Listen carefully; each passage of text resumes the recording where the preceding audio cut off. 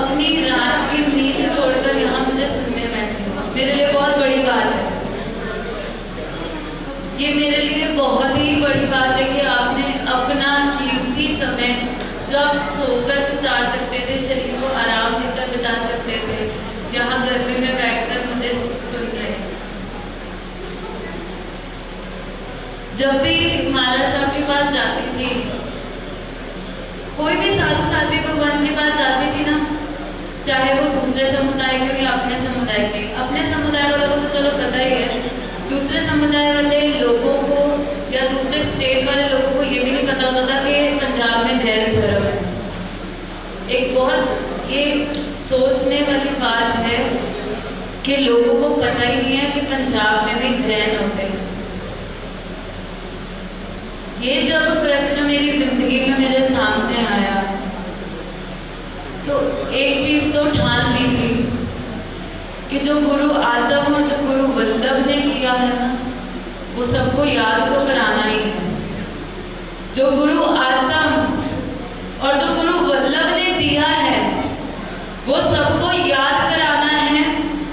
पूरे भारत में जिनके नाम का डंका बजता था, आज उनके नाम को पहचानता भी नहीं है। ऐसे आत्म और ऐसे वल्लभ के बारे में नई पीढ़ी और जन जन तक तो बात पहुंचानी ही है कि उनके उपकार क्या है। आज हम उनके प्रति, आज हम गुरु आत्म और गुरु वल्लभ के प्रति इतने नाशुक्रे हो गए हैं कि उनकी दी हुई हमें जो देन है मंदिर और गुरुकुल और उपाश्रय, आज हमारा मन नहीं करता उनकी सीढ़ियां चढ़ के जाने को। हम थिएटर में जाने को ललायित होते हैं, होटल में जाने को, रेस्टोरेंट में जाने को ललायित होते हैं। जब लॉकडाउन था लोग हाय हाय कर रहे थे, हम घर से बाहर नहीं निकले, हमने बाहर का खाना नहीं खाया। किसी को ये नहीं था कि मंदिर उपाश्रय बंद हो गए।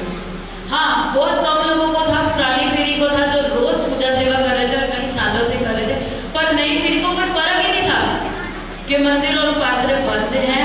हम साधु साध्वी भगवंत के दर्शन नहीं कर सकते, उनका प्रवचन नहीं सुन सकते और मंदिर में पूजा नहीं कर सकते। मंदिरों में ताले पड़े हुए हैं, किसी को नहीं। वो गुरु आत्म और गुरु वल्लभ की देन है कि आज हम इस परिसर में बैठे हैं। ये जो परिसर है ये भी उनकी ही देन है अगर दूर से देखा जाए तो। अगर हम जैन ही ना होते तो ये परिसर कैसे खड़ा करते? अगर हम जैन ही ना होते तो ये परिसर कैसे खड़ा करते? वो तो थे गुरु आत्म जो हमें जैन बना गए और वो थे गुरु वल्लभ जो हमें संभाल गए।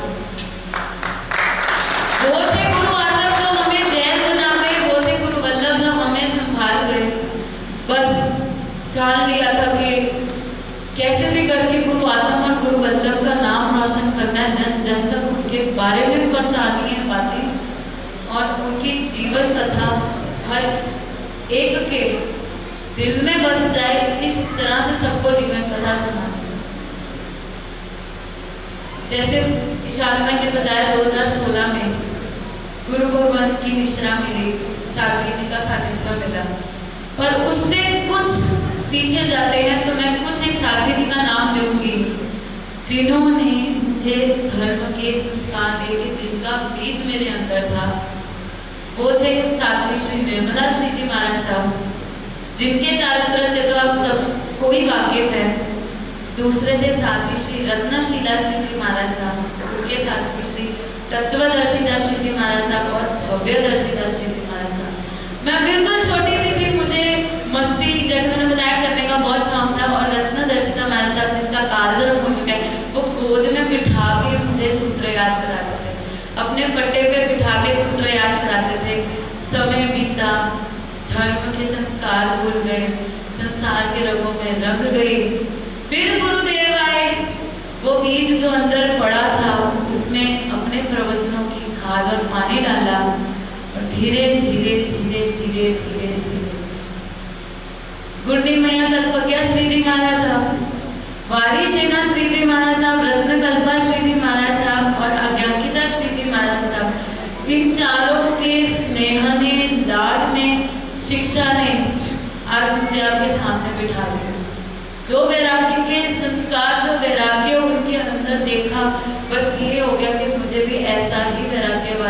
बनना है, मुझे भी ऐसा ही जीवन जीना है, मुझे भी प्रभु वीर का जीवन जीना है, मुझे भी प्रभु वीर का शासन चाहिए, उनकी पाठ परंपरा चाहिए, उनका नाम चाहिए। मुझे प्रभु वीर का परिवार चाहिए, मुझे उनकी एक वंशजा बनना है, बस ये ठान लिया। समय बीतता गया, कमियां सुधरती गई, कमियां आज भी हैं, सुधर जाएंगी, पर एक विश्वास के गुरु बैठे हैं, मेरे गुरु बैठे हैं, वो जानते हैं सब कुछ, वो सुधारेंगे मुझे।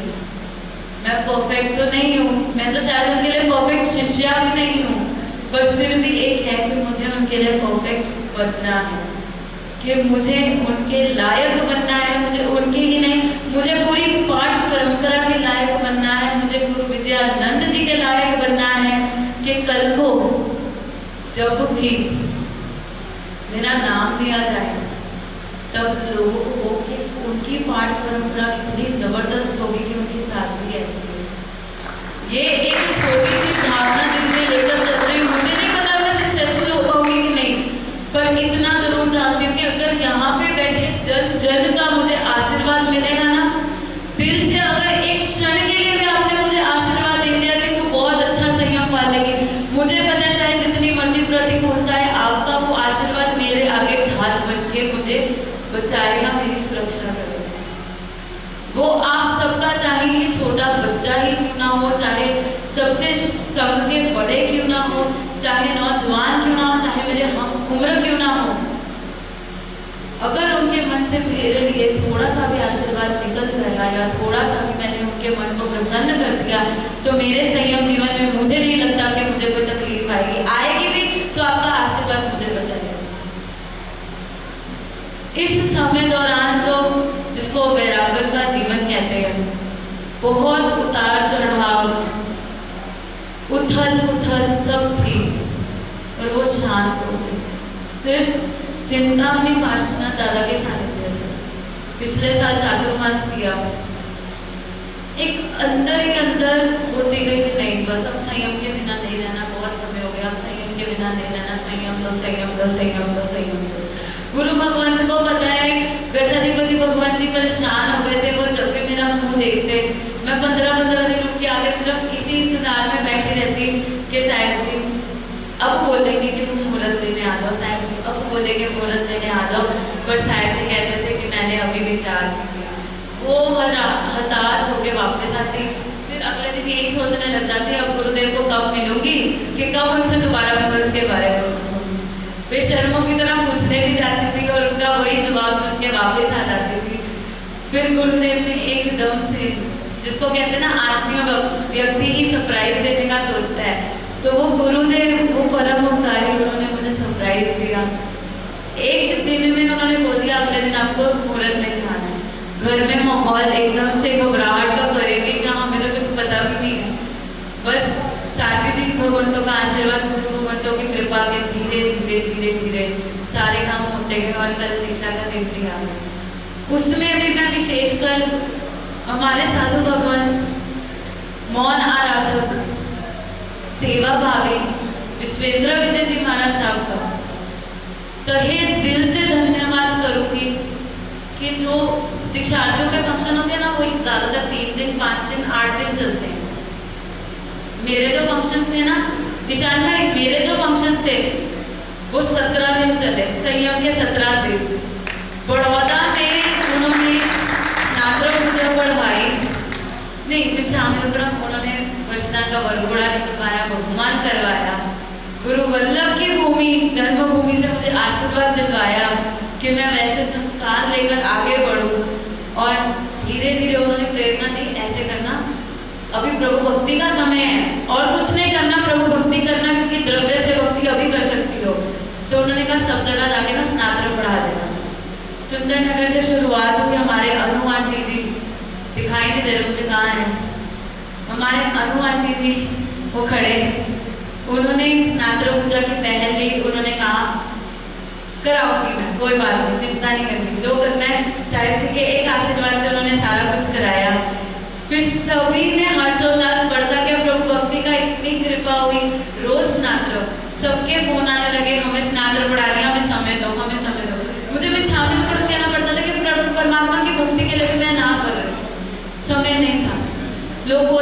शॉपिंग कर लो, शॉपिंग कर लो। मैं मम्मी को बोलती थी आप ऑनलाइन पिक्चर्स भेज दो, मैं सिलेक्ट कर लूँगी। और मैंने सारी शॉपिंग ऑनलाइन की, सारी शॉपिंग मम्मी ने फोटो भेजी बाजार से, मैंने सिलेक्ट कर ली और वही पहन।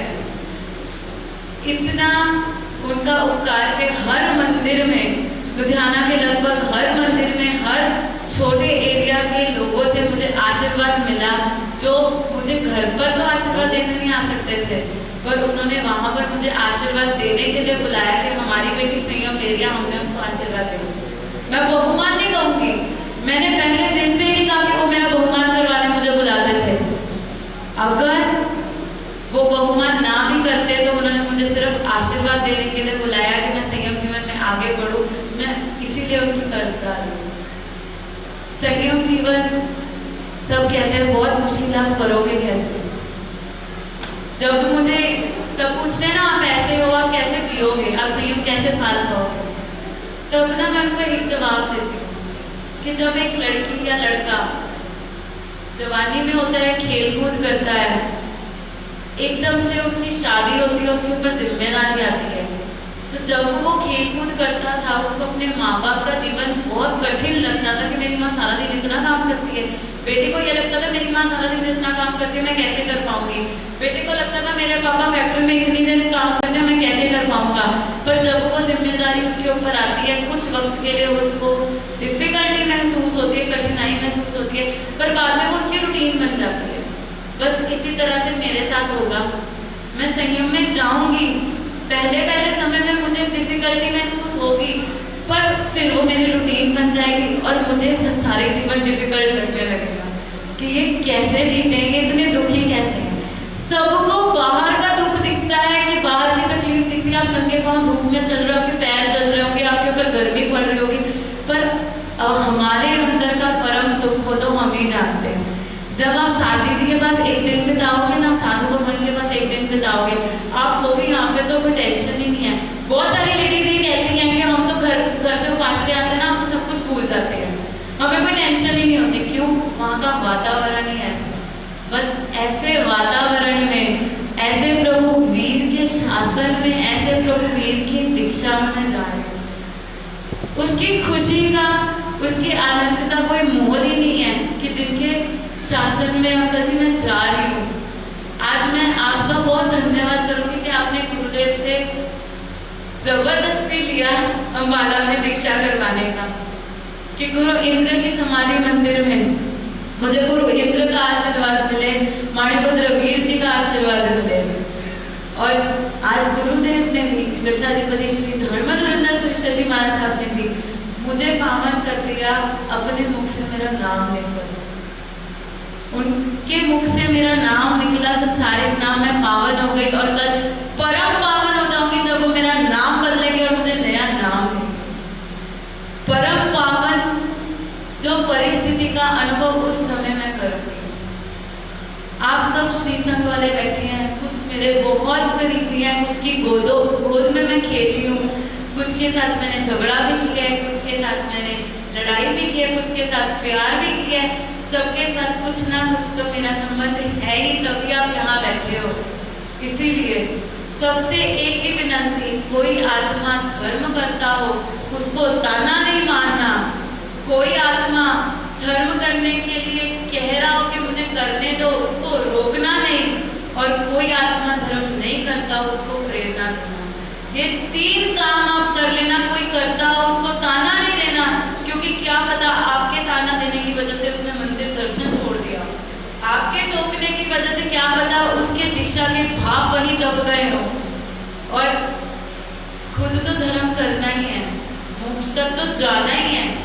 ये तो सोचना ही नहीं कि मोक्ष किसने देखा है, परमात्मा ने तभी कहा है। हम तो ये दीवार के पार नहीं देख सकते, उन्होंने पूरा समग्र जहान देख लिया है। उन्होंने मोक्ष देखा है तो जरूरी नहीं कि मुझे दिखे, पर मुझे मोक्ष पाना है। यही अभिलाषा यहाँ बैठे जन जन के मन में होनी चाहिए। दीक्षा के भाव हो ना हो, आज आपके मन में दीक्षा के भाव हो ना हो, आप मनोरथ भाव के नाम हो कि मुझे कब दीक्षा मिले, मुझे कब दीक्षा मिले। पर एक मनोरथ तो आपने रात को सोने से पहले खाना ही है कि मैं कब इस पापमय संसार को छोड़ूं और कब मैं मुमुक्षु बनूं जो मोक्ष की इच्छा रखता है, और कब मैं मोक्ष पहुंचूं। मैं ज्यादा समय नहीं लूंगी क्योंकि कल दीक्षा का समय भी जल्दी का है। मैं चाहती हूँ कि यहाँ पे जितने सब बैठे हैं वो सब मुझे दीक्षा के समय पे मेरी विधि देख लें कि किस तरह से परमात्मा के आगे मुझसे विधि करवाई जाएगी, किस तरह से मुझे रजो हरण मिलेगा और किस तरह से मेरा वेश बदला जाएगा, मेरा मुंडन होगा और किस तरह से मैं प्रभु वीर की साध्वी बनूंगी। मैं चाहती हूँ कि आप जन जन वो देखने के लिए पधारें। इसलिए मैं अपनी बात का यहीं पे एक छोटी सी बात से विराम दूंगी कि और किसी के उपकार याद करो ना करो, अपने माँ बाप के उपकार याद करो ना करो, पर उस गुरु वल्लभ और उस गुरु आत्म के उपकार को जरूर याद रखना जिनकी वजह से आज तुम यहाँ हो। उस वल्लभ को याद रखना जो गुजरावाला से सब पंजाबियों को इकट्ठा करके लाए। सब गुजरावाल पाकिस्तानी पंजाबी खाली होकर आए थे, किसी के पास एक रोटी खरीदने के पैसे नहीं थे। गुरुदेव ने उनको गुजरात और महाराष्ट्र से पैसे दिलवाकर उनकी जिंदगी की गाड़ी चलवाई थी। उनका इतना प्रतिकार हुआ था, उनका इतना बहिष्कार हुआ था, उनका इतना विरोध हुआ था उस मामले में कि आज बड़े बड़े आचार्य भगवान कहते हैं कि जिस वल्लभ का हम विरोध करते थे ना, आज उसी वल्लभ को हम अनुसरण करते हैं। बस माँ बाप के उपकार एक वक्त आप चुका पाओगे, पर उस आत्म और वल्लभ का उपकार नहीं चुका पाओगे, जिसके कारण आज आप यहाँ हो और मैं यहाँ हूँ। जिसके कारण आज आप यहाँ हो और मैं यहाँ हूँ, उस आत्म वल्लभ को कभी मत भूलना। उनकी बताई हुई बातों को सही अर्थ में लेना और उनकी बताई हुई बातों को अपने मन में रख के, अपने दिमाग में रख के जीना। बस इसी के साथ आज मैं अपने इस छोटे से वक्तव्य को विराम देती हूँ और आशा करती हूँ कि जब तक मैं जीऊंगी और जब तक आप जियोगे, रोज आप मुझे आशीर्वाद दोगे कि दीप्ति, या जो भी मेरा नाम बदला जाएगा कि तू संयम में बहुत आगे बढ़, तू बहुत आगे बढ़, तू बहुत आगे बढ़ और तू जल्दी मोक्ष में जा। बस इसी के साथ जिन आज्ञा विरुद्ध कुछ भी कहा हो, और मैं अपने पूरे परिवार से, यहाँ बैठे हुए श्री संघ जितने भी श्री संघ हैं, सभी के मेंबर्स से, या जिसको भी मैंने कटु वचन कभी भी बोला हो, मैं पहले बता चुकी हूँ, थोड़ा खिसका हुआ है, ये थोड़ा खिसका हुआ है, जल्दी सेट हो जाएगा। थकावट के कारण थोड़ा सा खिसका हुआ है। बस मैं सभी से हाथ जोड़ के, और ये दिखावा नहीं है, स्टेज पे नहीं है, आप मेरे को पर्सनली मिलोगे तो भी मैं हाथ जोड़ के पैरों को हाथ लगाकर ही आपसे माफी मांगूंगी कि इस नादान बच्चे को, इस बेवकूफ बच्चे को अपने बच्चों से ज्यादा प्यार करके, माफ करके, इसके संयम जीवन के लिए हमेशा हमेशा हमेशा प्रार्थना करते रहिएगा। इसी के साथ जिन आगे कुछ भी कहा गया हो तो इच्छा किसी को मन के हुआ